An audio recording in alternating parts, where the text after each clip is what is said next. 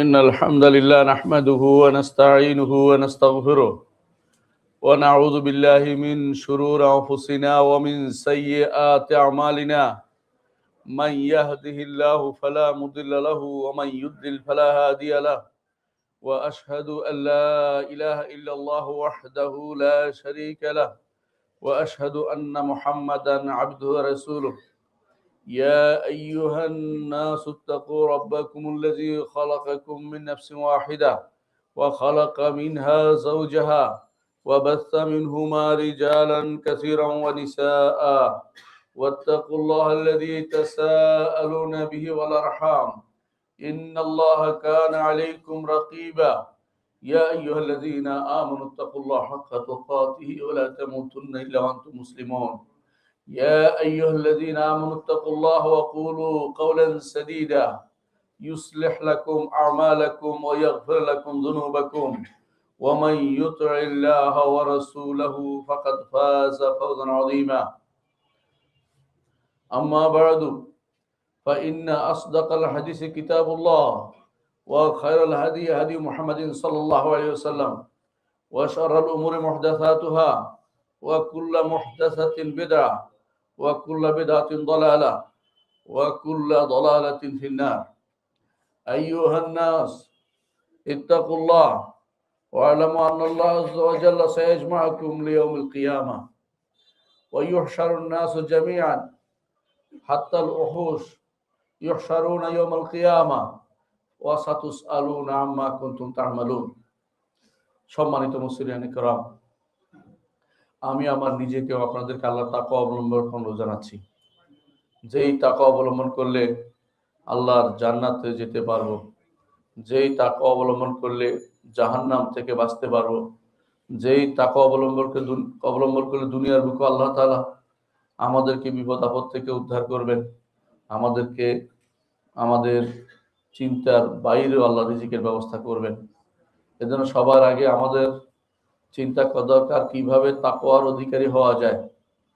আল্লাহ তাআলা তাকওয়ার অধিকারীকে জান্নাত দিবেন ঘোষণা করেছেন, ওয়াতিলকাল জান্নাতুল্লাতী নুরিসু মিন ইবাদিনা মান কানা তাকিয়া। এই জান্নাতের ওয়ারিশ আমরা করব আমার বান্দাদের মধ্যে যারা তাকওয়ার অধিকারী তাদেরকেই। সম্মানিত মুসলিয়ান کرام, আমরা আলোচনা করছিলাম প্রতিটি মুসলিমের জন্য যা জানা কর্তব্য, আকীদার বিষয়ে যা জানা কর্তব্য সেটা আলোচনা করেছিলাম। আমরা ইতিপূর্বে আপনাদের সাথে আল্লাহর উপর ঈমান কিভাবে হবে সেটা আলোচনা করেছি, ফেরেশতার উপর ঈমান কিভাবে হবে সেটা আলোচনা করেছি, কিতাবের উপর কিভাবে ঈমান হবে সেটা আলোচনা করেছি, রাসূলদের উপর ঈমান কিভাবে হবে সেটা আলোচনা করেছি, আখিরাতের উপর আলোচনার পর্যায়ে আমরা গত পর্বে আলোচনা করেছিলাম আল্লাহ তাআলা তিনি আখিরাত এর জন্য যে সমস্ত নাম ঘোষণা করেছেন, কিয়ামতের মাঠে যে সমস্ত নাম তিনি দিয়েছেন সেগুলো নিয়ে গত পর্বে আলোচনা আমরা করেছিলাম। আজকের আলোচনা ইনশাআল্লাহ আমরা করব যে হাসরের মাঠ, হাসর বা পুনরুত্থান নিয়ে যা হবে সেগুলো নিয়ে আলোচনা করব ইনশাআল্লাহ। সম্মানিত মুসলিয়ান کرام, এগুলি কেন জানতে হবে? এগুলি এই জন্য জানতে হবে, এগুলি ঈমানের অংশ। এগুলি না জানলে ঈমান পূর্ণ হবে না। আর ঈমান কখনো কখনো ঈমান নাও হতে পারে, আবার কখনো পূর্ণ নাও হতে পারে। দুই জিনিস বিবেচনা করে এগুলিকে জানতে হবে। দুনিয়া এখন যারা ভোগবাদী, যারা দুনিয়ার বিভিন্ন ফিতনায় নিপীড়িত, তারা আখিরাতকে ভুলে গেছে। যত বেশি পরিমাণ আখিরাতকে স্মরণ করবেন ততই আপনি দুনিয়া থেকে বিমুখ হবেন এবং হারাম কাজ থেকে বিরত থাকবেন, আল্লাহকে ভয় করবেন, জান্নাত পেয়ে ধন্য হতে পারবেন। এই জন্য আখিরাতের বিষয়গুলি আলোচনা হওয়া দরকার। আখিরাতের বিষয় আলোচনা হওয়ার সময় হতো বিভিন্ন ওয়াজ ও মাহফিলে। ধীরে ধীরে ওয়াজ মাহফিলগুলি দখল করে ফেলছে সুরে এবং বিভিন্ন রকমের বক্তব্যে, বিভিন্ন রাজনৈতিক বক্তব্য, তথাকথিত রাজনৈতিক বক্তব্য দখল করে ফেলেছে। সেখানে আর আখিরাতের কথা স্মরণ করে দেওয়া হয় না। ওয়াজ নসিহতের মূল উদ্দেশ্য হওয়া উচিত আখিরাত, কারণ আখিরাত হচ্ছে আমার গন্তব্যস্থল। মুহাম্মদুর রাসূলুল্লাহ সাল্লাল্লাহু আলাইহি ওয়াসাল্লাম তিনি বলেছেন যে মাআদ আমাদের সবার গন্তব্যস্থল। এটা না যেয়ে পারবো না, কিভাবে সেখানে যাব আজকে সে আলোচনাটাই করব। হাসরের মাঠে যাইতে হবে সবাইকে। যাওয়ার আগে বেশ কিছু জিনিস ঘটবে। এক নম্বর হচ্ছে সিংহায় ফুৎকার হবে। সিংহায় ফুৎকার, পৃথিবী যখন ধ্বংসের দ্বার প্রান্তে পৌঁছে যাবে তখন সিংহায় ফুৎকার হবে।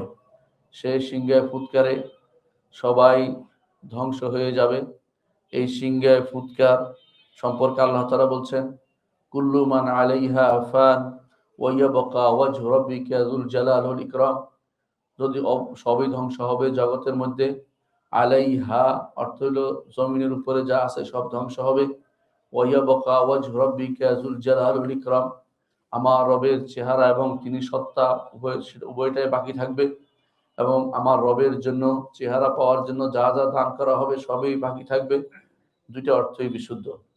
অর্থাৎ আমার রবের জন্য, রবকে দেখার জন্য, রবের চেহারা দেখার জন্য যা যা করবে কোনো বান্দা সেটা অবশিষ্ট থাকবে, সেটা কোনোদিন নষ্ট হবে না। এর বাইরে দুনিয়ার জন্য যা কিছু করা হবে সবই ধ্বংস হয়ে যাবে, সেটা আখিরাতে আর যাবে না। দুনিয়ার বিশাল বিশাল অট্টালিকার কিছুই যাবে না, দুনিয়ার বড় বড় নাম হাঁক ডাক কিছুই আখিরাতে যাবে না। আল্লাহর জন্য যদি কিছু করে থাকেন, ছোট্ট জিনিস হলেও সেটা অবশিষ্ট থাকবে, সেদিন সেটা কাজে লাগবে। কোরআনে কারিম আল্লাহ তাআলা আরো বলেছেন, কুল্লু শাইইন হালিকুন ইল্লা ওয়াজহা, সবই ধ্বংস হবে তবে যা আল্লাহর চেহারা দেখার জন্য যা দেয়া হবে সেটা ধ্বংস হবে না। কোরআনে কারিমের এ ভাষ্য অনুসারে আমরা যদি আখিরাতের যে কোনো কাজ করি সেটা কোনোদিন ধ্বংস হবে না, সেটা আল্লাহ তাআলা আবার নিয়ে আসবেন হাসরের মাঠে, সেটা দিবেন জান্নাতে, সেটার প্রতিদান তিনি দিবেন। আল্লাহ তাআলা সেটা বলেছেন যে হাসিবিন ও কাফা বিনা হাসিবিন, তিনি হিসাবের জন্য যথেষ্ট, তিনি সব কিছু নিয়ে আসবেন, কিছুই রাখবেন না, বান্দা কি করেছে সেটা তার কাজে লাগবে। আল্লাহ তাআলা কোরআনে কারীম বলছেন, মা ইয়ানজুরুনা ইল্লা সাইহাতাম ওয়াহিদা, তারা শুধুমাত্র একটি চিৎকার অপেক্ষা করছে, ওই চিৎকার হলেই সব কিছু ধ্বংস হয়ে যাবে। এই চিৎকার নাফখে ফিস-সূর, সিংহায় ফুৎকারের আরেক নাম হচ্ছে প্রথম চিৎকার। সিংহায় প্রথম ফুঁক দেওয়া হবে সেটাই প্রথম চিৎকার বলে আল্লাহ তাআলা কোরআন কারীমে উল্লেখ করেছেন। কোরআনে যে সিংহায় ফুৎকার দেওয়া হবে, যে সিংহাটা কি জিনিস, সুর বলা হয় আরবিতে, আরো বুকও বলা হয়। আপনারা দেখেছেন যারা সাপের খেলে তাদের মুখের মধ্যে একটা থাকে, ওইটা বড়, তো বিশাল এক সিংহে আছে যেটা পুরে আছেন, যেটা নির্দেশনা দেওয়া হয়েছে ফুঁ দেওয়ার জন্য। এইটা ফুঁ দেওয়ার সাথে সাথে জগৎ প্রথম ফুৎকারের সাথে সাথে জগতের আসমান এবং জমিনের যা আছে সবই ধ্বংস হয়ে যাবে। আসমান এবং জমিনে যা আছে ধ্বংস হয়ে যাবে। এর দলিল আল্লাহ তাআলা বলছেন, ফাসাইকা মান ফিস সামাওয়াতি ওয়া মান ফিল আরদি, জমিনে যা আছে তা ধ্বংস হবে, আসমানে যা আছে তাও মারা পড়বে। প্রথমবারের সিংহায় ফুৎকারে এই অবস্থা তৈরি হবে। সিংহায় কে ফুৎকার দিবে? সিংহায় ফুৎকারের ফেরেশতার নামই হচ্ছে সাহেবুস সুর। কেউ কেউ তাকে বলেছেন তিনি হচ্ছেন ইসরাফিল আলাইহিস সালাতু ওয়াস সালাম। তিনি হতে পারেন, অন্য কেউ হতে পারেন, সরাসরি কোনো নস এখানে নাই। কোথাও বলা হয়নি যে ইসরাফিলেই করবেন এমন কোনো হাদিস নেই। তবে বেশিরভাগ হাদিস দ্বারা বোঝা যাচ্ছে যে তিনি শুধুমাত্র এই সিংহার ফুৎকার দিবেন, বোঝা যাওয়া আর সরাসরি বলা এক কথা নয়। তো সিংহায় ফুৎকারের যিনি আছেন তিনি আরশ বহনকারী একজন ফেরেশতা, তিনি আরশের দিকে তাকিয়ে আছেন আর সিংহাটা মুখে নিয়ে আছেন। যখনই নির্দেশ হবে তখনই তিনি অর্ডার দিবেন। মুহাম্মদুর রাসূলুল্লাহ সাল্লাল্লাহু আলাইহি ওয়াসাল্লামকে একদিন বিমর্ষ দেখাচ্ছিল। তখন সাহাবায়ে কেরাম বললেন, ইয়া রাসূলুল্লাহ, আপনি বিমর্ষ কেন? রাসূলুল্লাহ সাল্লাল্লাহু আলাইহি ওয়াসাল্লাম বললেন, কিভাবে আমি আনন্দিত হতে পারি, কিভাবে আমি আনন্দিত হতে পারি? সিংহায় ফুৎকারদাতা ফেরেশতা সিংহা মুখে নিয়ে বসে আছে, শুধু বসে নয়, আরশের দিকে তাকিয়ে আছে এক পলকে, কখন নির্দেশ আসে সে সিংহায় ফুৎকার দিয়ে দিবে। অপেক্ষমান এই অবস্থাগুলো খুবই ভয়াবহ। আমি সে অবস্থা বুঝতে পারি, সেই জন্য আমি ভয় পাচ্ছি, সেজন্য রাসূলুল্লাহ সাল্লাল্লাহু আলাইহি ওয়াসাল্লাম বিমর্ষ ছিলেন। আখিরাতকে যারা ভয় করে তারাই হচ্ছেন সেরা মানুষ। আখিরাতে আল্লাহর সামনে উপস্থিত হওয়াকে ভয় করবে, তারা জান্নাত দ্বারা ধন্য হবে। ওয়ালিমান খাফা মাকাম রাব্বিহি জান্নাতান, যেই ব্যক্তি ভয় করবে তার রবের সামনে তাকে দাঁড়াতে হবে, তার জন্য আল্লাহ দুটি জান্নাত রেখেছেন। এর অর্থ হচ্ছে আখিরাতে আল্লাহর সামনে কি অবস্থা হবে আপনি আজ চিন্তা করবেন যে আমরা মারা পড়তেই হবে, না মরে কেউ বা থাকবো না।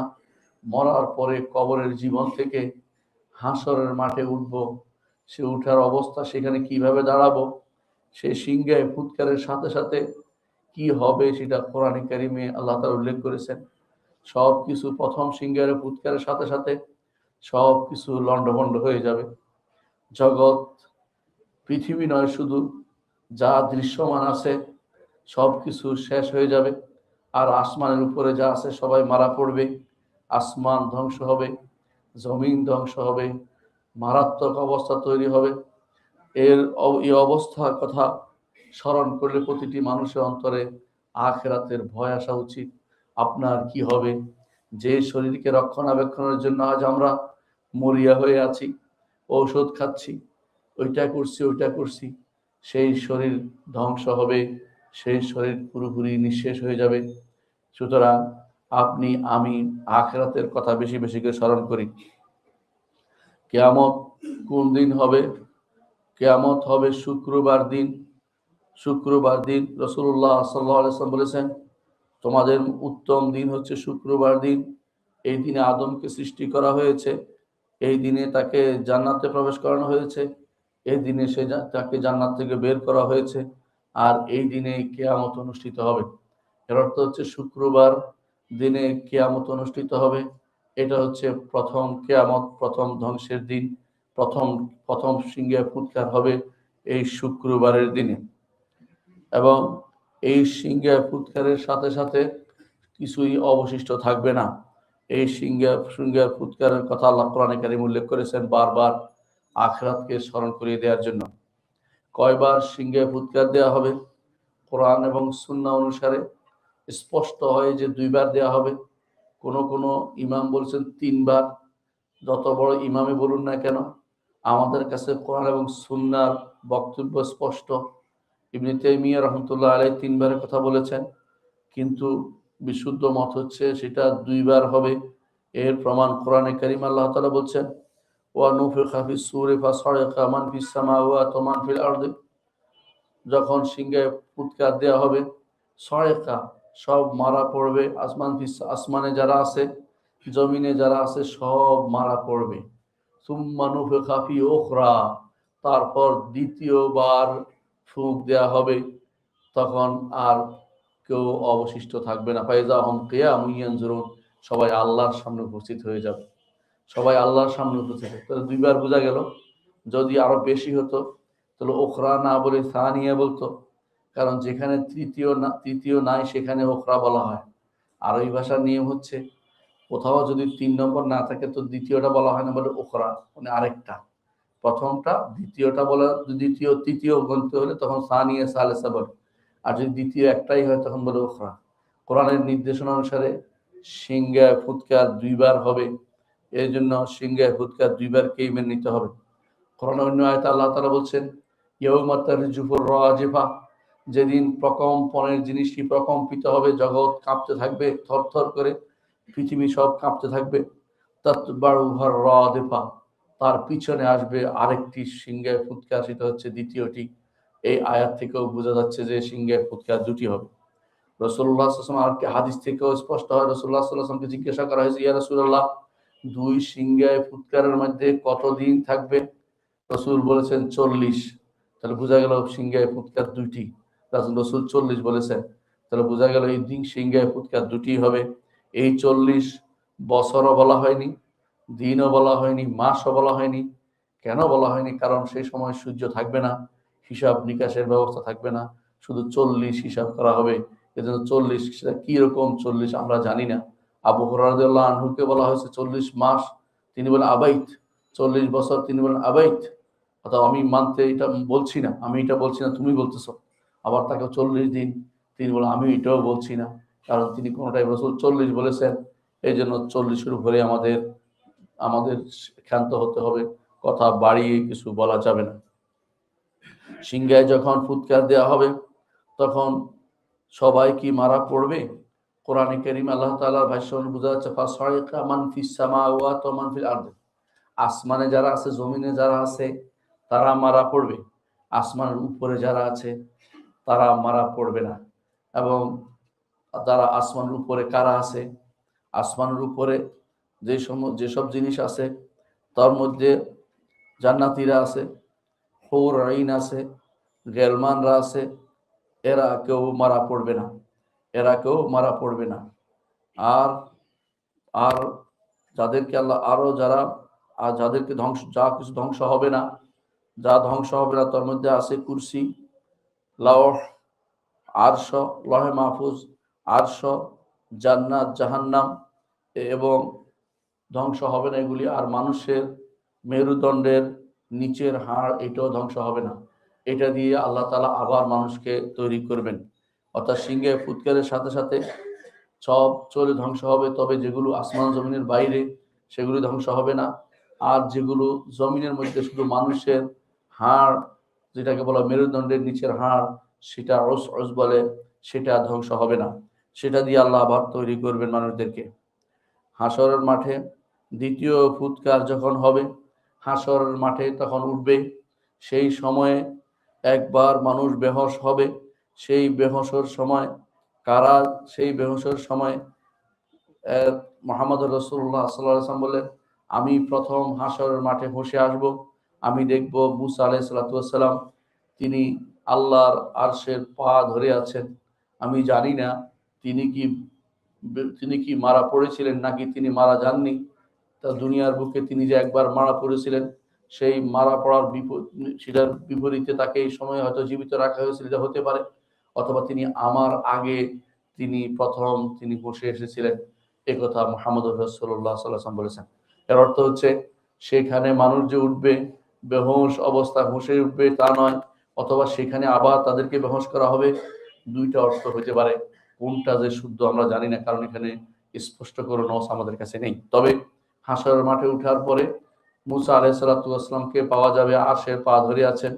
এদের বোঝা গেল আরশের 4টি পা আছে, কাওয়াইম আছে, এর 4টি পায়া, এই 4টি পায়ার একটি ধরে মুসা আলাইহিস সালাতু ওয়াস সালাম থাকবেন, এ কথা আমাদের নবী ঘোষণা করেছেন। এই জন্য আরশ হচ্ছে একটি সৃষ্টি, বিশাল সৃষ্টি। আরশের বহনকারী আছে, আরশের বহনকারী আছে। যারা আরশকে সৃষ্টি মনে করে না, তারা তারা পথভ্রষ্ট। এগুলি আকীদা বিভ্রান্ত লোকদের কাজ। আরশ তারা মেনে নেয় না। আল্লাহ তাআলাকে বহন করে না আরশ, কিন্তু আরশ আল্লাহ তাআলার মর্যাদার প্রতীক। আল্লাহ তাআলা তার আরশকে আজিম বলেছেন, আল্লাহ তাআলা তার আরশকে কারীম, রাসূল তার আরশকে, আল্লাহর আরশকে কারীম বলেছেন। এর অর্থ হচ্ছে তার সম্মানিত করেছেন তিনি আরশকে, আরশের উপরে তিনি থাকেন। আল্লাহ আরশের উপরে তার অবস্থান, এটা বলতে যেন অন্তরের ভিতরে কোনো দ্বিধা না হয়। যে কেউ মানতে পারবে না আল্লাহ তাআলা আরশের উপরে, সে ব্যক্তি ঈমানদার নয়, সরাসরি কোরআনের বিরোধিতা সে করছে। আল্লাহ আরশের উপরে কিভাবে? আরশের ভিতরে আমরা বলি নাই, তিনি আরশের উপরে আছেন। তার মর্যাদা নিয়ে তিনি সব কিছুর উপরে, আগেও উপরে ছিলেন, আরশের উপরে উঠার আগেও তিনি উপরে ছিলেন, এরপরে তিনি আরশের উপরে উঠেছেন। যারা বলবে আগে কোথায় ছিলেন, তাদেরকে উত্তর দিবেন আগেও তিনি উপরে ছিলেন, তারপর তিনি আরশের উপরে উঠেছেন। এটাতে কোনো দোষের কিছু আমরা দেখি না। আল্লাহ তাআলা যেটা ঘোষণা করেছেন, তার নবী যা বলেছেন, এটাই সব সময় বলবেন। এই ব্যাপারে কারো কোনো সন্দেহকে অন্তরে স্থান দিবেন না, নাহলে ঈমান বিরোধী কথা হয়ে যায়। এই জন্য অবশ্যই মনে রাখবেন যে হাসরের মাঠে আমরা অবশ্যই আল্লাহর সামনে উপনীত হব। এই আল্লাহর সামনে উপনীত হওয়াটা একটা নতুন জগৎ, নতুন জীবন আপনি লাভ করবেন, যে জীবন দুনিয়ার জীবন থেকে আলাদা, যে জীবন কবরের জীবন থেকেও আলাদা, কবরের জীবন থেকেও আলাদা, দুনিয়ার জীবন থেকেও আলাদা। যে জীবনের কোনো যে জীবনের কোনো শেষ নেই, বরং চতুর্দিক থেকে দুনিয়ার জীবন যেভাবে মৃত্যু আসে, সেখানেও মৃত্যু আসবে না। আল্লাহ তাআলা বলছেন, ওয়ায়াতিল মাউতু মিন কুল্লি মাকান, তার কাছে মৃত্যু চতুর্দিক থেকে আসবে। ওয়ামা হুয়া বিমাইয়িতিন, কিন্তু তারা মারা পড়বে না। আখিরাতের জীবন এমন এক শরীর হবে, এমন এক আত্মা দেয়া হবে, যার মাধ্যমে আপনি শাস্তি ভোগ করতে পারেন অথবা শান্তি উপভোগ করতে পারেন। সেরকম নতুন একটি জীবন আপনি লাভ করবেন। দুনিয়া থেকে প্রথম কারা উঠবে হাসরের মাঠে, এ ব্যাপারে মুহাম্মদুর রাসূলুল্লাহ সাল্লাল্লাহু আলাইহি ওয়াসাল্লাম বলেছেন, আনা সাইয়্যিদু ওয়ালাদি আদম, আমি আদম সন্তানদের প্রথম নেতা, আমি তাদের নেতা। প্রথম আমাকে নিয়ে কবর ফেটে যাবে, আমি উপরের দিকে উঠব এবং প্রথম আমাকে হাসরের মাঠে উপস্থিত করা হবে। রাসূলুল্লাহ সাল্লাল্লাহু আলাইহি ওয়াসাল্লাম সেখানে যাবেন। আরো তিনি লম্বা বলেছেন যে তিনি প্রথম দরজা, জান্নাতের দরজা খটখট করবেন, তিনি প্রথম জান্নাতে তিনি প্রথম ঢুকবেন। এটাও আমার নবী মুহাম্মদ রাসূলুল্লাহ সাল্লাল্লাহু আলাইহি ওয়াসাল্লাম বলেছেন। এবং তিনি প্রথম আউয়ালুল শাফিঈন ওয়া আউয়ালুল মুশাফা, প্রথম সুপারিশকারী হবেন এবং প্রথম যার সুপারিশ কবুল করা হবে। এর অর্থ হচ্ছে মুহাম্মদ রাসূলুল্লাহ সাল্লাল্লাহু আলাইহি ওয়াসাল্লাম দুনিয়া থেকে প্রথম উঠবেন, আল্লাহর সামনে তিনি প্রথম উপস্থিত হবেন হাসরের মাঠে। হাসরের মাঠে মানুষ কিভাবে উপস্থিত হবে? হাসরের মাঠে উপস্থিত হবে মানুষ নয়, শুধু মানুষও উপস্থিত হবে, প্রাণীগুলো উপস্থিত হবে। এই প্রমাণ আল্লাহ তাআলা কোরআনে কারীম বলেছেন, ওয়াইজাল উহুশ হুশিরাত, যখন প্রাণীকুলকেও একত্রিত করা হবে। আল্লাহ তাআলা অন্য আয়াতে বলেছেন, ওয়া হাশারনাহুম ফালাম নুগাদির মিনহুম আহাদা, আর তাদেরকে আমরা একত্রিত করেছি এবং তাদের কাউকে ছেড়ে আসিনি। কেউ আপনি আমি দুনিয়াতে মাঠে আটকে থাকলেও থাকতে পারবো না, হাসরের মাঠে উপস্থিত হতেই হবে, সেখান থেকে পালানোর কোনো সুযোগ নাই। আল্লাহ তাআলা আসমানের চারপাশে পাহারা বসাবেন, জমিনের চারপাশে ফেরেশতারা নাজিল হবে এবং সে আল্লাহ তাআলা বলছেন সফা, কাতারে কাতারে ফেরেশতারা নাজিল হবে, জমিনকে ঘিরে রাখবে, পালানোর কোনো পথ আপনি খুঁজে পাবেন না। সেই জন্য সেই কঠিন অবস্থার কথা একটু চিন্তা করুন। দুনিয়ার বুকে আজ যারা আপনার আশেপাশে আছে, সেই সময় কাউকে খুঁজে পাবেন না। ঈমানদার, শুধু ঈমানদার ব্যক্তিরই উপকৃত হবে। কাফের, ফাসেক, ফাজেররা শুধু পালাতেই থাকবে, কেউ আপনাকে কোনো উপকার করতে পারবে না। হাসরের মাঠে যারা উপস্থিত হবে, সেদিন কোনো কিছু নিয়ে হাসরের মাঠে যেতে পারবে না। আজ অনেকের ক্ষমতা আছে, অনেকের দম্ভ আছে, অনেকের অহংকার আছে, অনেকের বাড়ি গাড়ি সব কিছু আছে, অনেকে অনেক কিছু দেখাতে পারে, কিন্তু হাসরের মাঠে কিছুই থাকবে না। এমনকি হাসরের মাঠে উঠবেন, পায়ে জুতো নেই, পরনে কাপড় নেই, খতনা করানো হয়নি, এমন একটি শরীর নিয়ে আল্লাহর সামনে আমাদেরকে উপস্থিত হতে হবে। সে অবস্থায় চেয়ে থাকতে হবে 50,000 বছর আল্লাহর দিকে। আল্লাহ তাআলা কখন আসেন, এই তিনি হাসরের মাঠে আসবেন, এটা ঈমান রাখতে হবে। কিভাবে আসবেন জানি না, তিনি আসবেন, এসে বিচার শুরু করবেন। এই বিচারের আগে সুপারিশ লাগবে, নাহলে তিনি আসবেন না। সেটার আলোচনা আমরা করবো ইনশাআল্লাহ। এর অর্থ হচ্ছে তিনি হাসরের মাঠে বান্দারা উপস্থিত যখন হবে আল্লাহর সামনে, তখন তাদের কারো পরনে কাপড় থাকবে না, তাদের কোনো পায়ে জুতা থাকবে না এবং তাদের কোনো খতনা করানো অবস্থায় থাকবে না। অর্থাৎ সম্পূর্ণ একটা সৃষ্টি আল্লাহ তাআলা তখন নতুন করে তৈরি করবেন।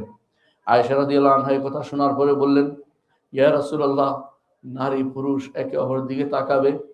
রাসূলুল্লাহ সাল্লাল্লাহু আলাইহি ওয়াসাল্লাম বলেন, আয়েশা, পরিবেশ আরো ভয়াবহ, কেউ কারোর দিকে তাকানোর সুযোগ পাবে না, কেউ কারোর দিকে তাকানোর মতো অবস্থা থাকবে না, সেরকম ভয়াবহ পরিস্থিতি তৈরি হবে।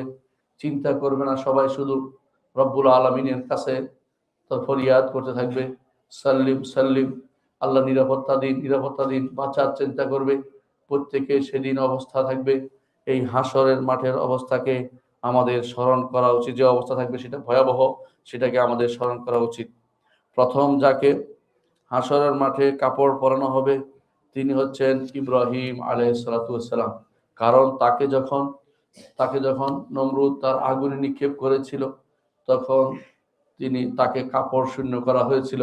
এই জন্য তাকে প্রথম আল্লাহ তাআলা কাপড় দিয়ে সম্মানিত করবেন। হাসরের মাঠে কি অবস্থা? হাসরের মাঠের অবস্থা সম্পর্কে আল্লাহ তাআলা বলছেন, ইয়াউমা তুবাদদাল আরদু গায়রুল আরদি ওয়াস সামাওয়াতু ওয়া বারাজু লিল্লাহিল ওয়াহিদিল কাহ্হার, যেদিন পরিবর্তন করা হবে জমিন এবং আসমানকে, আল্লাহর জন্য তারা প্রকাশিত হয়ে পড়বে, এমন এক ভয়াবহ অবস্থা তৈরি হবে। কিভাবে হবে? মুহাম্মদুর রাসূলুল্লাহ সাল্লাল্লাহু আলাইহি ওয়াসাল্লাম বলেছেন, ইহশারুন নাস ইয়াউমুল কিয়ামতি, মানুষদেরকে হাসর করা হবে কিয়ামতের দিন, একসাথ করা হবে, আলা আরদিন বাইদা, সাদা একটি জমিনের উপরে, আফরা, সাদার সাথে একটু রং মিশানো, হলদে রং মিশানো, মানে অনেকটা মাঝামাঝি রঙের আফরা, সাদার সাথে একটু সাদা কম, যেটাকে বলা হয় কাপুর সাতিন নাকি, আটার কাইয়ের মতো অবস্থা হবে, আটার কাইয়ের মতো অবস্থা হবে। লাইসা ফিহা মা'লাম লিআহাদ, পুরো মাঠের মধ্যে, হাসরের মাঠের মধ্যে কারো কোনো চিহ্ন থাকবে না। এখন যেমন পাহাড় পর্বত আছে সেটাও থাকবে না, কোনো কিছু থাকবে না, নদী নালা কিছু থাকবে না। বিশাল এক বিস্তীর্ণ ভূমি হবে, যেই ভূমিতে আগে পরে সবার জায়গা হবে। যেভাবে তিনি প্রথমবার সৃষ্টি করেছেন জমিনকে আসমানকে, সেভাবে আবার তৈরি করবেন। কামা বাদানা আউওয়ালা খালকিন নুঈদু ওয়াদান আলাইনা ইন্না কুন্না ফাইলিন। যেভাবে প্রথমবার সৃষ্টি করেছি আবার সেভাবে তৈরি করব, আমি ওয়াদা করছি আমরা সেটা অবশ্যই করব, আল্লাহর কথা সেটা, অর্থাৎ অবশ্যই সেটা হবে। হাসরের মাঠের অবস্থান হবে ভয়াবহ। কিভাবে? আয়েশা রাদিয়াল্লাহু আনহা বলছেন, ইয়া রাসূলুল্লাহ, যখন আসমান এবং জমিন পরিবর্তন হবে, মানুষরা কোথায় থাকবে? রাসূলুল্লাহ সাল্লাল্লাহু আলাইহি ওয়াসাল্লাম বললেন, মানুষ তখন ফি যুলমাতিন, অন্ধকারে থাকবে। সে অন্ধকার কোথায়? সেটা হচ্ছে এন্দাল জিসির, অর্থাৎ সিরাত, পুলসিরাতের কাছে, পুলসিরাতের উপরে নয়, পুলসিরাতের কাছে তারা অন্ধকারে থাকবে। সেখানে আল্লাহ তাআলা আবার জমিন বিছিয়ে দিবেন, অবস্থান করবে।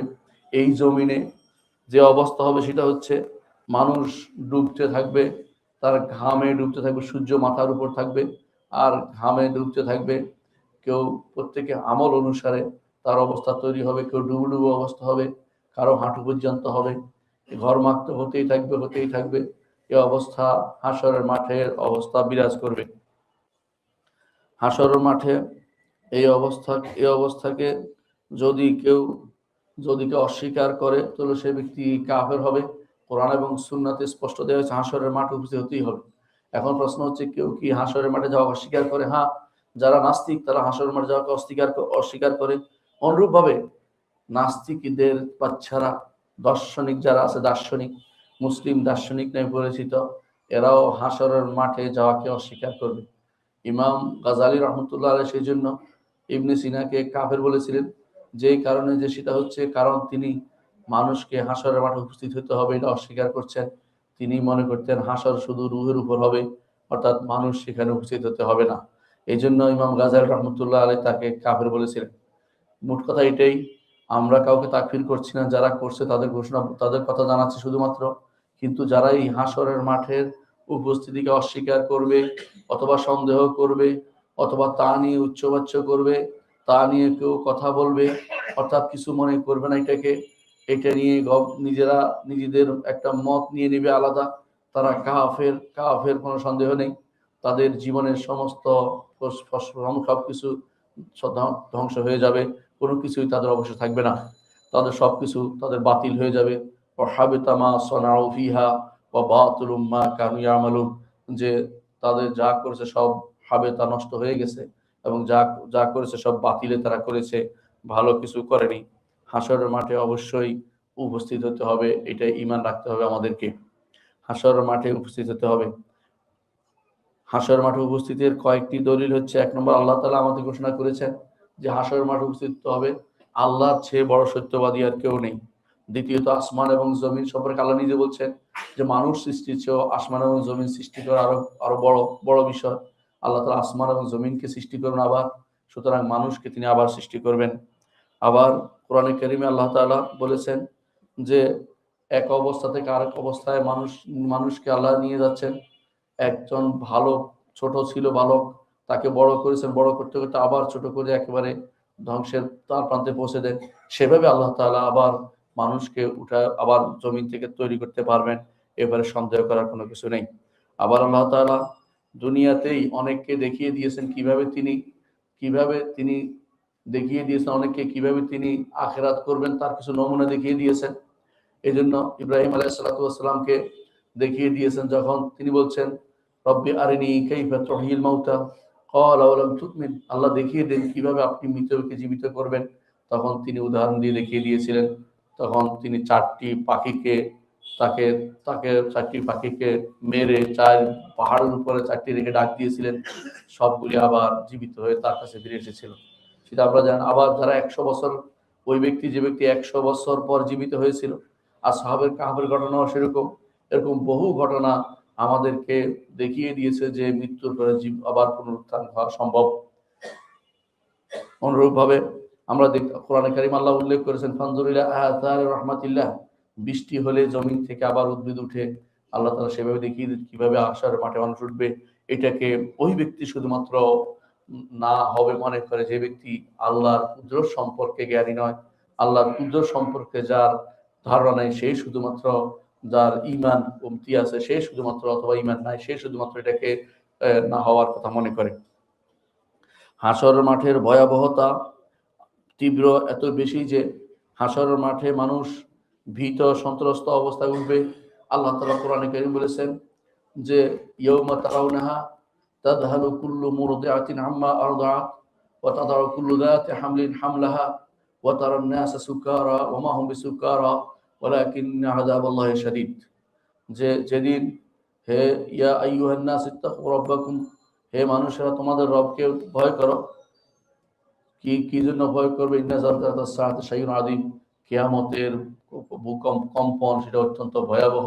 যেদিন কিয়ামত দেখবে সেদিন মানুষ মা তার সন্তানকে ফেলে ভয় ভয়ে তার ভয় শঙ্কায় মৃত্যুর অবস্থা তো মারা যাবে না, ওমা হবে মাইয়িত, এবং এত বেশি ভীত হবে যে আল্লাহ তাআলা কোরআনে কারীম বলছেন যে পাগল মতো মনে হবে, কিন্তু তারা পাগল নয়, আল্লাহর আযাবকে তারা অবলোকন দেখতে পাবে সেদিন। সেদিন তারা ভীত হবে, সন্ত্রস্ত হবে। কোরআনে কারীমে আল্লাহ তাআলা আরো বলেছেন যে, হাদিসও বলছেন যে, কোরআনে কারীমে আসছে যে মানুষের মধ্যে সম্পর্ক কাটা পড়বে। ফালা আনসাবা বাইনাহুম ইয়াওমাইযিন ওয়ালা ইয়াতাসাআলুন। এটা কত বড় এবং ভয়াবহ, এই কারণে সেটা ভয়াবহ একটি দিন হিসাবে নেবেন। সেদিন কি কি ঘটবে?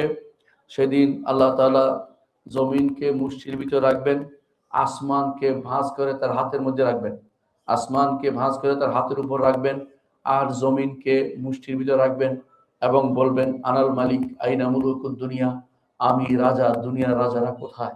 দুনিয়ার রাজারা সবাই আল্লাহর মুষ্টির ভিতরে। সেদিন আসমান এবং জমিন একটা মুষ্টির ভিতরে একটা হাতের উপর রেখে তিনি বলবেন আনাল মালিক আইনা মুলুকুদ দুনিয়া।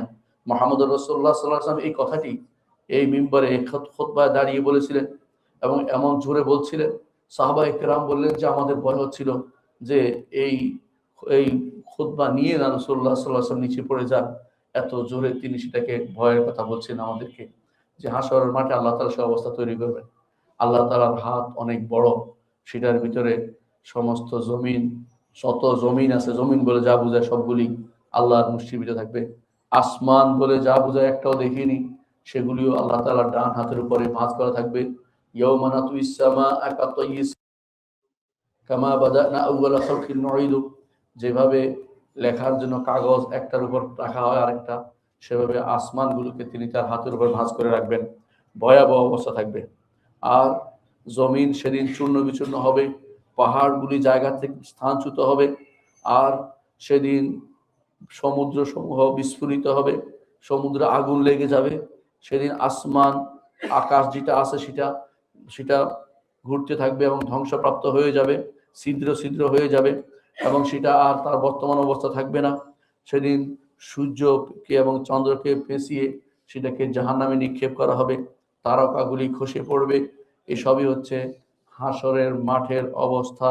হাসরের মাঠের সেদিনের কথা আমাদের স্মরণ করা উচিত, যেদিন এই ভয়াবহ অবস্থা তৈরি হবে। সেদিন কাফেরদের কি অবস্থা হবে? কাফেররা অপমানিত হবে, আফসোস করবে, এবং তারা নিরাশ হবে, আর তাদের আমল সব ধ্বংস হয়ে যাবে, আর তারা পরস্পরের মধ্যে ঝগড়া বিবাদে লিপ্ত হবে। যখন মানুষ নিরাশ হয়ে যায়, নিজেরা তখন কামড়া কামড়ি আরম্ভ করে ঝগড়া করতে শুরু করে, তারাও সেরকম ঝগড়া করবে। কিভাবে ঝগড়া করবে? কোরআনে কারীম আল্লাহ তাআলা তার 5টি সূরত জানিয়েছেন আমাদেরকে।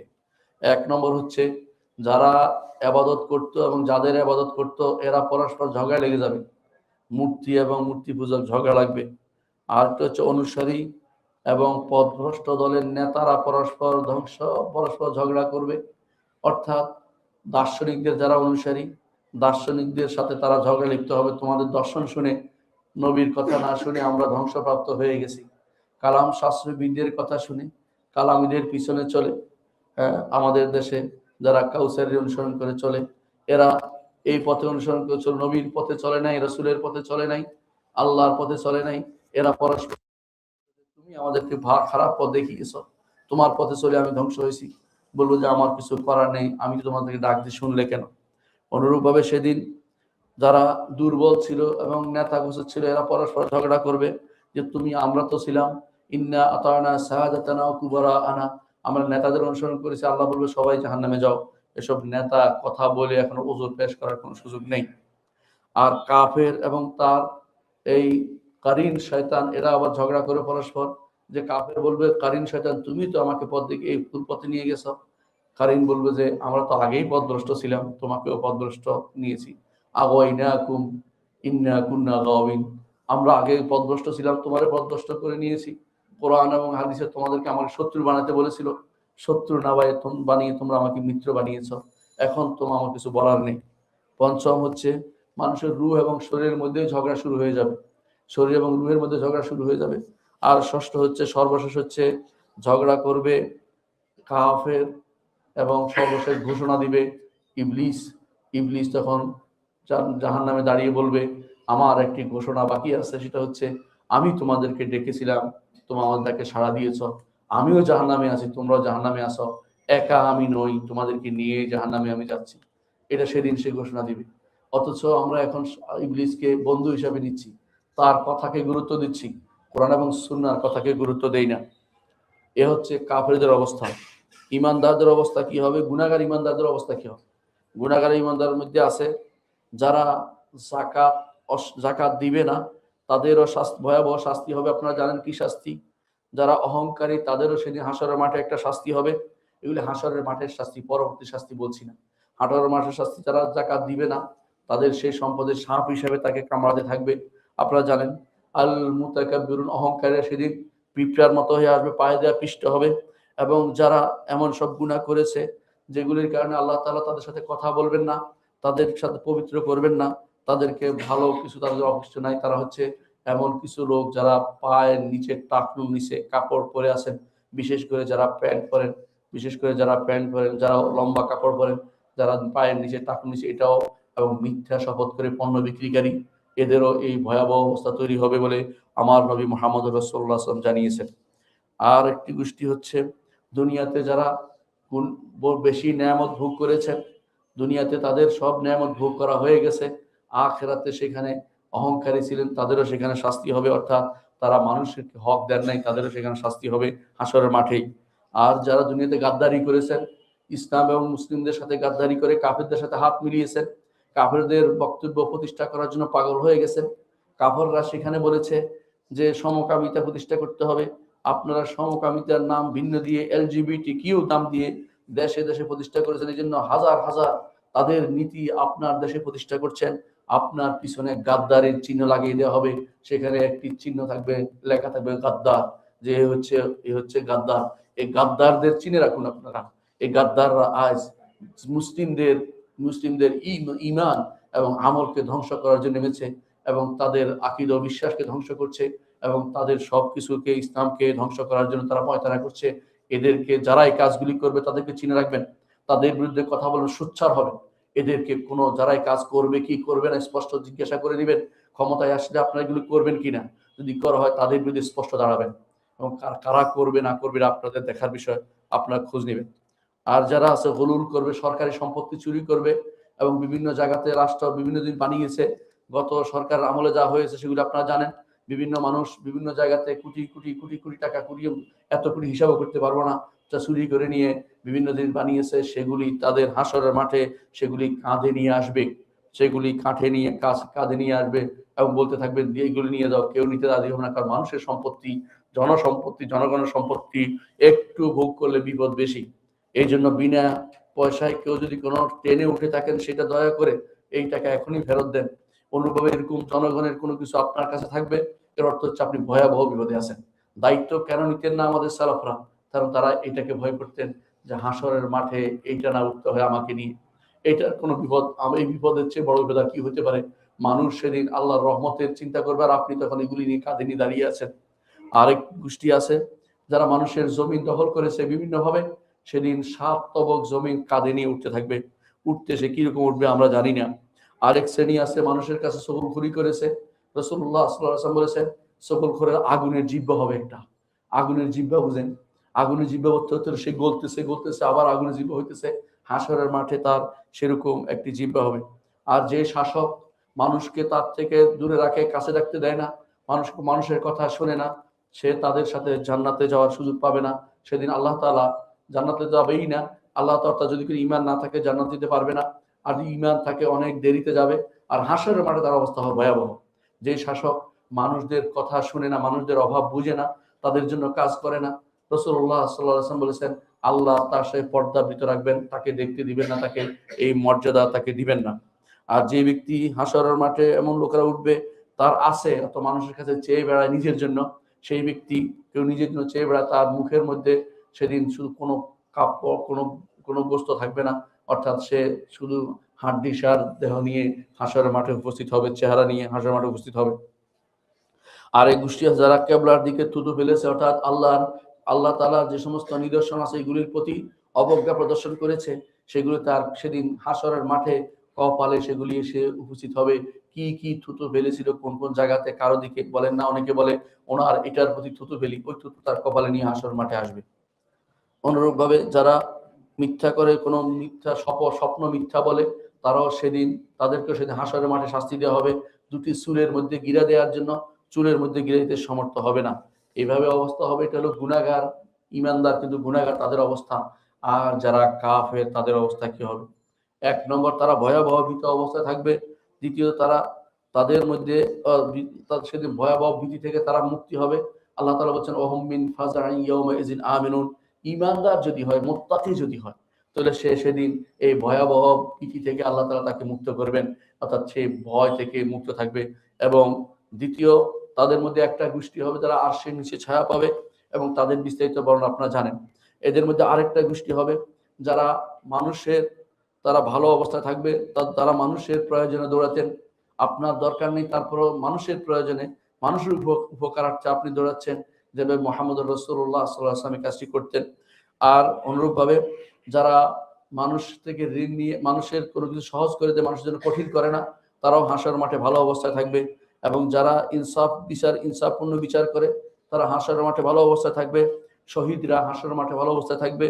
আল্লাহর দ্বীনকে, আল্লাহর শরীয়তকে পাহারা দেওয়ার জন্য, আল্লাহর ইসলামী রাষ্ট্রকে পাহারা দেওয়ার জন্য, ইসলামী রাষ্ট্রকে পাহারা দেওয়ার জন্য, দেশ জাতি নয়, ইসলামী রাষ্ট্রকে পাহারা দেওয়ার জন্য যারা পাহারা দিবে, তারাও সেদিন ভালো অবস্থায় থাকবে। এবং যারা ক্রোধ দিয়ে মানুষকে ক্ষতি করতে পারে কিন্তু ক্রোধকে নিয়ন্ত্রণ করেছে, এরকম ব্যক্তিও আল্লাহ তাআলা তাকে সেদিন খুশি করে দিবেন, হাসরের মাঠে খুশি রাখবেন, শান্তিতে রাখবেন। এবং যারা মুসলিম কোনো দাস মুক্ত করে, তাকেও আল্লাহ তাআলা ভালো অবস্থায় রাখবেন। আজান দিবে যারা, অর্থাৎ যারা মুসলিম ইসলামের এই গুরুত্বপূর্ণ এই শাহটিকে, গুরুত্বপূর্ণ এই নীতিটাকে প্রসার করবে, এই গুরুত্বপূর্ণ বিষয়টাকে প্রসার করবে, তাদের হচ্ছে মুয়াজ্জিরিন, আজানদাতা। তাদের ঘাড়কে আল্লাহ তাআলা অনেক উপরে উঠাবেন, দেখাবেন সেদিন মানুষদেরকে যে এই ব্যক্তি দুনিয়ার বুকে আমার তাওহীদের ঘোষণা প্রচার করেছিল।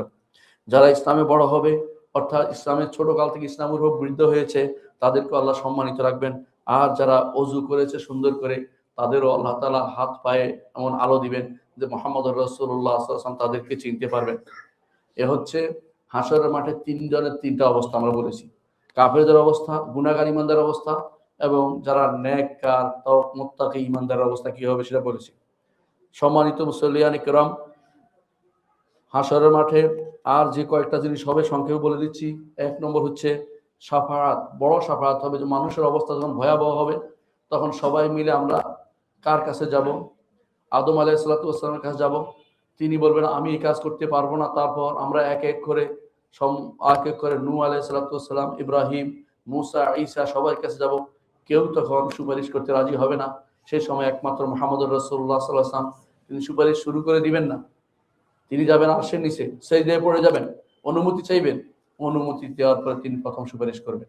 কেউ যদি মনে করে অনুমতি লাগবে না, সে ব্যক্তি ভয়াবহ বিভ্রান্তিতে লিপ্ত, সে ব্যক্তি আল্লাহ তাআলার শরীয়তের বিরুদ্ধে কথা বলেছে। প্রত্যেকে অনুমতি ব্যতীত, শুধু অনুমতি ব্যতীত কেউ সুপারিশ করতে পারবে না, তবে অনুমতি পেলে অনেকে সুপারিশ করতে পারবে। কিন্তু হাসরের মাঠে একমাত্র এক ব্যক্তি সুপারিশ করবে, তিনি হচ্ছেন মুহাম্মদুর রাসূলুল্লাহ সাল্লাল্লাহু আলাইহি ওয়াসাল্লাম।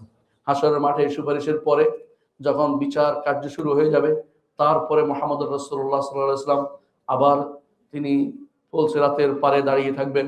সেখানে তিনি দাঁড়িয়ে বলতে থাকবেন আল্লাহুম্মা সাল্লিম সাল্লিম, আল্লাহ নিরাপত্তা দেন, নিরাপত্তা দিন। এটাও একটা সুপারিশ। এই সুপারিশ তিনি তার তার তার অনুসারী, তার যে মুহাম্মদের উম্মতের জন্য তিনি সেটা করবেন এবং ফেরেশতারাও সেটা করবে।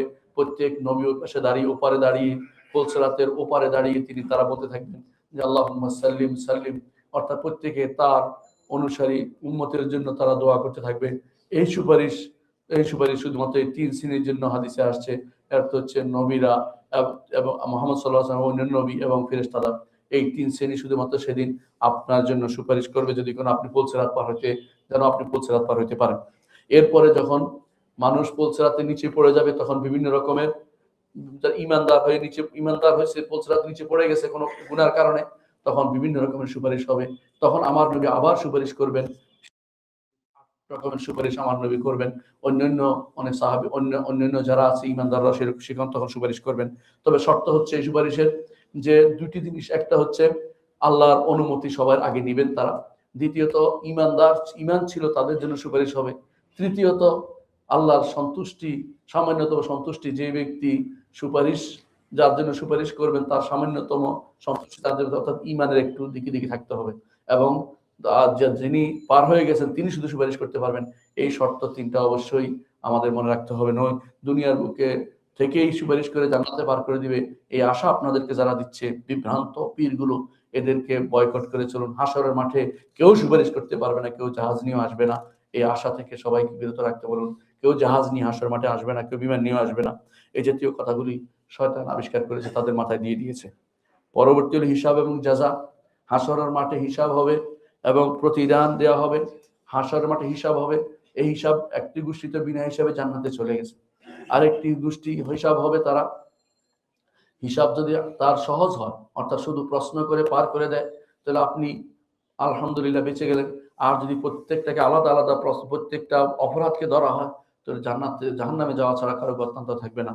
এজন্য হিসাব উড়ে এসে আপনার হাত, আপনার আমল নামা পড়বে, এটা বিশ্বাস করতে হবে। এরপরে আপনার ওজন হবে, মিজান হবে। আপনি এটা বিশ্বাস করবেন যে মিজান তো ওজন হবে, আপনাকে ওজন করা হবে, আপনার আমলকে ওজন করা হবে, আপনার আমল নামাকে ওজন করা হবে। এই 3টা ওজনের কথা মুহাম্মদ রাসূলুল্লাহ সাল্লাল্লাহু আলাইহি ওয়াসাল্লাম বলেছেন। কেউ কাউকে আল্লাহ তাআলা জুলুম করবেন না। ওয়ালা ইয়াজুমু রাব্বুকা আহাদা। কোনো প্রাপ্তি সামান্য থাকলেও তিনি তাকে বাড়িয়ে দিবেন, সেটা বাড়িয়ে দিবেন। ইমানদার হলে আল্লাহ তাকে ক্ষমা করতে চাইবেন বিভিন্ন ভাবে, যে আমার বান্দা তওবা করেছে, ফিরে এসেছিল, গুনাহ করেছিল, তার একটা ভালো জিনিস আছে, এটা দিয়ে তাকে পার করে দেই। কোন হাদিসে আছে রাসূলুল্লাহ সাল্লাল্লাহু আলাইহি ওয়াসাল্লাম বলেছেন, হাসরের মাঠে আল্লাহ তাআলা কাউকে ডেকে বলবেন, কি করেছিলেন? বলে, কিছু করতে পারলে, তবে আমি মানুষকে ধার দিতাম, তবে দিতে না পারলে বলতাম যে মাফ করে দাও, তো সময় দিয়ে দিতাম। আল্লাহ তাআলা বলতে, আমার গুণ, ঠিক আছে, তোমাকে আমি মাফ করে দিলাম। এর অর্থ হচ্ছে অনেক কিছু মানুষ হয়তো বুঝতে পারে না যে কিভাবে সে মুক্তি পাবে। আল্লাহ তাআলা ইমানদার হলে আল্লাহ তার জন্য অনেক কিছু রেখেছেন। ইমানটা নিয়ে কবরে যাওয়ার চিন্তা করুন। আর ইমানের জন্য আমরা যা যা পড়িয়েছি, খুতবা দিয়েছি, সেখান থেকে এখন পর্যন্ত আর সামনে যে খুতবা দিব শেষ করা পর্যন্ত প্রত্যেকটা জিনিস যথাযথ বোঝার চেষ্টা করবেন এবং যথাযথ আপনারা অন্তরে ধারণ করবেন। যদি একটা সিফাতকে অস্বীকার করেন, আপনি ইমানদার না। আল্লাহর একটা সিফাতকে অস্বীকার করেন, আল্লাহর একটা গুণকে অস্বীকার করলে আপনি ইমানদার না।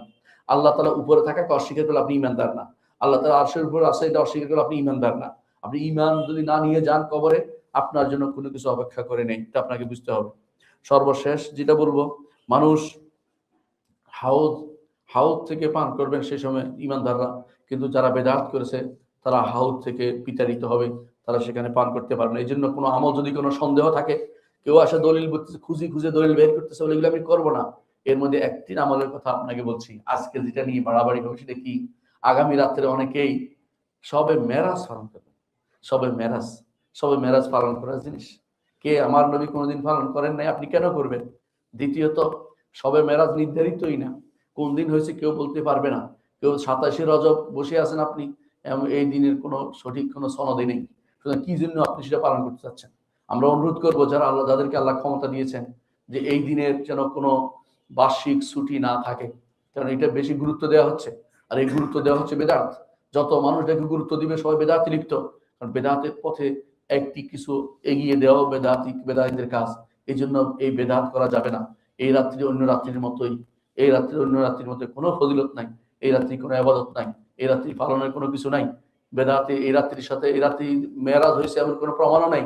মেরাজ হয়েছে নবুয়তের 10ম হিজরিতে, এটা সত্য, কিন্তু কোন দিন কোন কোন তারিখে এই কথা বলার বিশুদ্ধ কোনো সনদ আমাদের কাছে নেই, এবং এটা কেউ পালনও করে নেই। যদি সলফরা পালন করতে তাহলে তারা বলতেন যে এই রাত্রিতে হয়েছে। কিন্তু আমাদের দেশের মানুষ ইমান আমল নিয়ে কষ্ট করতে চায় না। এক রাতের আমল দিয়ে জান্নাতে যেতে চায়, এক রাতের আমল দিয়ে জান্নাতে যাওয়া যায় না। এক রাতের এই বেদাতি আমল দিয়ে জান্নাতে যাওয়া যাবে না, তওবা করে জান্নাতে যাওয়া যায়। এই জন্য বেদাত করে আপনি গুনাহ কামাচ্ছেন, সব কামাবেন না।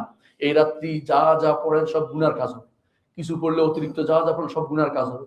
আর অন্য রাত্রি যেরকম সেরকমই চালিয়ে নেবেন। অন্য রাত্রিতে আপনি তাহাজ্জুদ পড়তেন, এ রাত্রি পড়তে পারবেন, কোনো সমস্যা নেই। বিশেষ করে আজকের রাতে তাহাজ্জুদ, আজকের রাত্রিতে পড়া, আজকের রাত্রিতে ওইটা করা, এগুলি সব হচ্ছে বেদাত। এগুলি করলে রাসূলুল্লাহ সাল্লাল্লাহু আলাইহি ওয়াসাল্লাম হাউজ থেকে আপনি পান করতে পারবেন না। হাউজের পরে রাসূলুল্লাহ সাল্লাল্লাহু আলাইহি ওয়াসাল্লাম যেটা জানিয়েছেন, তো সিরাত হবে, ফুল সিরাত পার হতে হবে। ফুল সিরাত কত বড়! ফুল সিরাত পৃথিবীর মতো এরকম পৃথিবী নয়, বহু বড় পৃথিবীর মতো একটা বিশাল জিনিস। কারণ হচ্ছে এই ফুল সিরাতটা হচ্ছে জাহান্নামের উপরে। আর জাহান্নাম কত বড় আমরা জানি না। বিশাল জাহান্নামের উপর দিয়ে পার হয়ে জান্নাতে যেতে হবে। এটা পার হওয়ার জন্য আল্লাহর রহমত ছাড়া কোনো উপায় নেই। ওয়া ইন মিনকুম ইল্লা ওয়ারিদুহা কানা আলা রাব্বিকা হাতমান মাকদিয়া। প্রত্যেককে পার হতে হবে। আমার রব এটা বাধ্যতামূলক করে দিয়েছেন, প্রত্যেকে পার হতে হবে। এই পার হওয়া যার জন্য আল্লাহ সহজ করে দিবেন, বিদ্যুৎ গতিতে পার হয়ে যাবে। কেউ কেউ ঘোড়া চলার মতো পার হবে, কেউ বিভিন্নভাবে পার হবে, কিন্তু কেউ কেউ কেটে নিচে পড়ে যাবেন। ভয়াবহ অবস্থা সেদিন তৈরি হবে। যারা পার হবেন তারা যাবেন কান্তরা। কান্তরা অর্থ হচ্ছে আটকে যাবেন। ইমানদাররা পরস্পরের মধ্যে একে অপরের প্রতি বিদ্বেষ ছিল, একে অপরকে দেখতে পারতো না, কিন্তু মনের মধ্যে ক্ষোভ ছিল। এর প্রতি ওর আল্লাহ তাআলা সেগুলো উঠিয়ে দিবেন। আর যেগুলো দুনিয়ার বিভিন্ন একে অপরের সম্পদ দিয়েছেন, তার বিচার দুনিয়ার আগে হয়ে গেছে। এখানে শুধু ক্ষোভের বিচার, একে অপরের প্রতি বিদ্বেষ ছিল, ওটার বিচারে আটকে দেওয়া হবে। আটকে দেওয়ার পরে সেখানে পরস্পরের একে অপরকে ক্ষমা করে দেওয়ার পরে, অন্তর পরিচ্ছন্ন হওয়ার পরে, কালবে সালিম হওয়ার পরে, একেবারে এই যে এমন নিরোগ আত্মা হওয়ার পরে সে আত্মা শুধু জান্নাতে যাওয়ার অনুমতি পাবে। এর আগ পর্যন্ত ময়লা নিয়ে জান্নাতে যাওয়ার কোনো সুযোগ নাই। সেটা অবশ্যই অবশ্যই নিজেকে মুক্ত করে যেতে হবে। এই জন্য যত বেশি পারেন দুনিয়াতে মানুষকে ক্ষমা করে দেন, যেন যেতে পারেন একেবারে পিওর আত্মা নিয়ে যেতে পারেন। মুহাম্মদ রাসূলুল্লাহ সাল্লাল্লাহু আলাইহি ওয়াসাল্লামের কাছে একদিন এক সাহাবী এসে বলেন, ইয়া রাসূলুল্লাহ, বাজারে দাম বেড়ে গেছে, আপনি নির্ধারণ করে দেন, অর্থাৎ মূল্য নির্ধারণ করে দেন। রাসূল বলেন, দুনিয়া থেকে যেতে চাই, কারোর বিরুদ্ধে আমার কোনো ক্ষোভ নাই, কেউ আমার বিরুদ্ধে ক্ষোভ দিবে না, এটা আমি নিয়ে যেতে চাই। এই জন্য আমি নির্ধারণ করে দিলাম না। এই নির্ধারণ করে দেওয়ার বিষয়টা যদি ইজতিহাদি বিষয়, কারণ পরবর্তী উমরা যিনি করেছেন তিনি প্রয়োজন পূরণে করেছেন, কিন্তু আল্লাহ রাসূল সাল্লাল্লাহু আলাইহি ওয়াসাল্লাম চেয়েছেন যে কেউ যেন কারোর বিরুদ্ধে ক্ষোভ না থাকে। রাসূলুল্লাহ সাল্লাল্লাহু আলাইহি ওয়াসাল্লাম এই জন্য কোনো ক্ষোভকে না রেখে মারা যেতে সবাইকে বলেছেন, আমরা কারোর ক্ষোভ রাখবো না, কান্তরাতে আটকে না পড়ে, কোনো কেউ কান্তরাতে আটকে না পড়ে, ছোট পোলে আটকে না পড়ে। দুইটা পোল আছে, বড় পোল পার হলে এরপরে আর কেউ জাহান্নামে ফিরে যাবে না, কিন্তু কিছুদিন আটকে থাকতে হবে, যতক্ষণ পর্যন্ত অন্তরের বিদ্বেষ ক্ষোভ একে অপরের বিরুদ্ধে এগুলি শেষ না হবে, ততক্ষণ জান্নাতে যাওয়ার অনুমতি দেওয়া হবে না। এরপরে জান্নাত ও জাহান্নামে যাবে, সে বিষয়ে ইনশাআল্লাহ আমরা আগামী খুতবা আলোচনা করব। আকুলু কাওলি হাযা ওয়া আস্তাগফিরুল্লাহ লি ওয়া লাকুম ওয়া লিসাইরিল মুসলিমিন ফাস্তাগফিরু ইন্নাহু হুয়াল গফুরুর রাহিম। ইন্নাল হামদালিল্লাহ নাহমাদুহু ওয়া নাস্তাঈনুহু ওয়া নাস্তাগফিরুহ ونعوذ بالله من شرور أنفسنا ومن سيئات أعمالنا من يهده الله فلا مضل له ومن يضلل فلا هادي له وأشهد أن لا إله إلا الله وحده لا شريك له وأشهد أن محمدا عبده ورسوله أما بعد। সম্মানিত মুসলিয়ান کرام, যেটা বলছিলাম যে আখিরাতের কথা বেশি বেশি স্মরণ করুন। প্রত্যেকে আমাদের মরতে হবে, প্রত্যেকে আল্লাহর সামনে আমাদের হিসাব দিতে হবে। প্রতিটি কাজ আপনি হয়তো মনে করেন ছোট জিনিস আসবে কিনা, সেদিন দেখবেন যে সবই হাজির হয়ে গেছে, ছোট বড় সব। তখন বলবেন, মা লিহাযাল কিতাবি লা ইউগাদিরু সগীরাতান ওয়ালা কাবীরাতান ইল্লা আহসাহা। এই কিতাবের কি হলো, কিছুই তো ছাড়ে নাই, ছোট বড় সব নিয়ে রেখে ফেলছে। এজন্য যেন মুছে যায়, যেন মিটিয়ে দেয়, সেই দোয়াটা বারবার করে ইস্তেগফার করবেন। আল্লাহ যেন মাফ করে দেয়, ক্ষমা করে দেয়। আল্লাহুম্মা ইন্নাকা আফুউন তুহিব্বুল আফওয়া ফা'ফু আন্না। বেশি বেশি করে দোয়া করুন, আল্লাহ যেন আপনার আমলনামা থেকে এগুলি গুনাহগুলি মিটিয়ে দেয় গুনাহগুলো, এবং সেই জায়গা যেন পরিচ্ছন্ন করে দেয়, সেখানে কোনো কিছু ভুল যেন অবশিষ্ট না থাকে। আল্লাহর কাছে বেশি বেশি তওবা ইস্তেগফার করি এবং ক্ষমা প্রার্থনা করি, নাহলে বাঁচার কোনো পথ নাই। বান্দা গুনাহ করেই করে, যত দিন বাড়ে কারো গুনাহ বাড়ে, কারো নেক বাড়ে, আমরা জানি না কোনটা বাড়ছে। এই জন্য বেশি বেশি করে তওবা ইস্তেগফার করি। আলা ওয়া সাল্লু আলা সাইয়্যিদিল বাশারিয়্যা মুহাম্মাদ ইবনে আবদিল্লাহ কামা আমারা আল্লাহু আযজা ওয়া জাল্লা ফি কিতাবিহি ওয়া থান্না বিমালাইকাতিহি মুসাব্বিহাতিল কুদসি ওয়া থাল্লাথা বিকুম আইয়ুহাল মুমিনুন ফাকালা তাআলা মুখবিরান ওয়া আমিরা ইন্নাল্লাহা ওয়া মালাইকাতাহু ইউসাল্লুনা আলান নাবী آمنوا صلوا عليه وسلموا تسليما وقال النبي صلى الله عليه وسلم من صلى عليه مرة صلى الله عليه بعشر اللهم صل على محمد وعلى آل محمد كما صليت على إبراهيم وعلى آل إبراهيم إنك حميد مجيد اللهم بارك على محمد وعلى آل محمد كما باركت على إبراهيم وعلى آل إبراهيم إنك حميد مجيد اللهم ارض عن الخلفاء الراشدين أبي بكر وعمر وعثمان وعلي وعن سائر الصحابة والتابعين رضوان الله عليهم أجمعين اللهم اغفر لنا ولإخواننا الذين سبقونا بالإيمان ولا تجعل في قلوبنا غلا للذين آمنوا ربنا إنك رؤوف رحيم اللهم اغفر لنا أجمعين আল্লাহ আমাদের সবাইকে আপনি ক্ষমা করে দিন। আল্লাহ আমাদের সবাইকে আপনি আখিরাতের বড় নিয়ামত ভোগ করার তৌফিক দান করুন। আল্লাহ হাশরের মাঠে আমাদেরকে আরশের নিচে ছায়ার ব্যবস্থা করে দিন। আল্লাহ আমাদেরকে বিনা হিসেবে জান্নাত যাওয়ার ব্যবস্থা করে দিন। আল্লাহ আমাদেরকে আপনার প্রিয় বান্দাদের অন্তর্ভুক্ত করে দিন। আল্লাহ আমাদের গুনাহগুলি ক্ষমা করে দিন। আমাদের অপরাধগুলিকে আপনি মিটিয়ে দিন। আল্লাহ আমাদেরকে আপনার প্রিয় বান্দা হিসেবে কবুল করুন। আল্লাহ আমাদের মধ্যে দুনিয়াতে এখন যারা আছি অসুস্থ যারা আছে সুস্থ করে দিন। আল্লাহ আমাদের অনেকেই অসুস্থ, তাদেরকে আপনি সুস্থ করে দিন। আল্লাহ আমরা জানি কে কে অসুস্থ, আপনিও জানেন। আপনি দোয়া করছি, আপনি দোয়া কবুল করুন এবং আপনি তাদেরকে সুস্থতা দিন। আল্লাহ আমাদের মধ্যে অনেকে বিপদে আছে, বিপদ থেকে উদ্ধার করার ব্যবস্থা করে দিন। আল্লাহ আমাদের যে সমস্ত ভাই নির্যাতিত হচ্ছে, যারা বিভিন্ন দেশে নির্যাতিত হচ্ছে, তারা তাদের সবাইকে আপনি নির্যাতন থেকে বের হওয়ার তৌফিক দান করুন। আল্লাহ আমাদেরকে আপনি ক্ষমা করে দিন। আল্লাহ আমাদের যারা দুনিয়া থেকে চলে গেছে, আল্লাহ তাদেরকে আপনি ক্ষমা করে দিন। অনেকের আত্মীয় স্বজন দুনিয়া থেকে চলে গেছে, আল্লাহ তাদেরকে আপনি ক্ষমা করে দিন। তাদেরকে আপনি গুনাহ থেকে বাঁচিয়ে দিন। তাদেরকে আপনি আযাব থেকে বাঁচিয়ে দিন। আল্লাহ আমাদেরকে কবরে গেলে তাদের মতো আমাদেরকেও আপনি আযাব থেকে বাঁচিয়ে দিবেন। আল্লাহুম্মা আগফির ওয়ারহাম ওয়া আনতা খায়রুর রাহিমিন। ইবাদাল্লাহ রাহিমাকুমুল্লাহ। ইন্নাল্লাহা ইয়া'মুরু বিল আদলি ওয়াল ইহসান ওয়া ইতা'i যিল কুরবা ওয়া ইয়ানহা আনিল ফাহশা'i ওয়াল মুনকারি ওয়াল বাগই ইয়া'iযুকুম লা'আল্লাকুম তাযাক্কারুন ওয়া লাযিকরুল্লাহি আকবার। আল্লাহু ইয়া'লামু মা তাসনা'উন।